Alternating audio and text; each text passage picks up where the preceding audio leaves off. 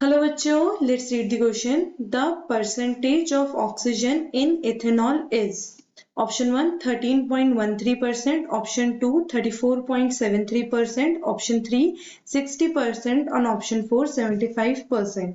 सो इस क्वेश्चन में हमसे इथेनॉल में ऑक्सीजन का परसेंटेज कितना है ये पूछा गया है. Okay, now first of all किस की कंसेप्ट पे हम इसे यूज करेंगे? The key concept we use in this question is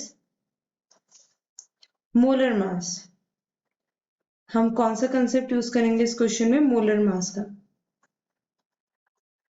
molar mass. What is molar mass?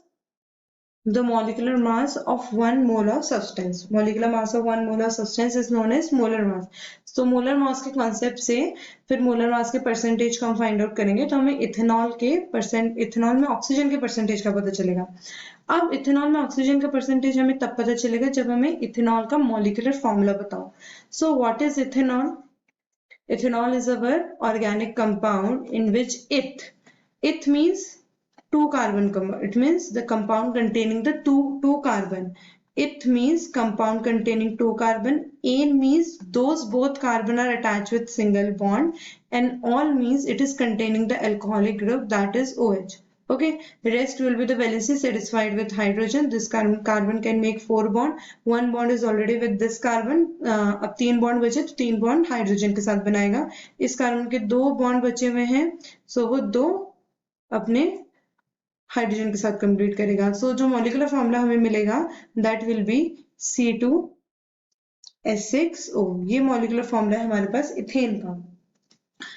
अब इसमें फर्दर प्रोसीड करने के पहले हमें मोलर मास पता होना चाहिए मिथेन का. Okay, so the molar mass is mass of 1 mole of substance. Molar mass will be equal to molar mass of किसका निकाल रहे हैं हम लोग? इथेन. C2H6O.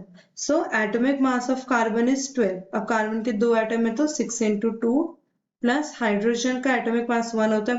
हाइड्रोजन के 6 एटम है तो 1 into 6 प्लस ऑक्सीजन का 16 होता है. 1 एटम है तो 1.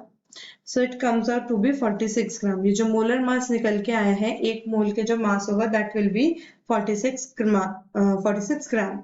Okay, so let's take out the mass percent.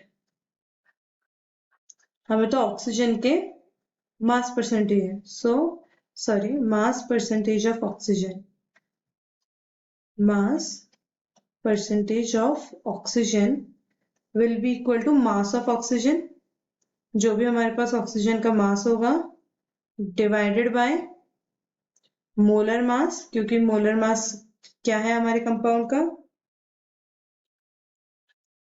into 100. Okay, so the values come out to be mass of oxygen is 16, molar mass of ethanol is 46, total mass 46 है, into 100.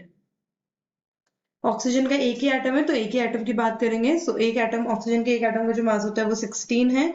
जो आपका complete molecular mass molar mass है that is 46 into 100. So it comes out to be, जब इसको solve करेंगे तो आ जाएगा 34.78%. 34.78%. अब देख लेते हैं क्या हमारे पास ये ऑप्शंस में है. 34.73 अप्रॉक्स हमारे पास क्या है? सेकंड ऑप्शन है 34.73.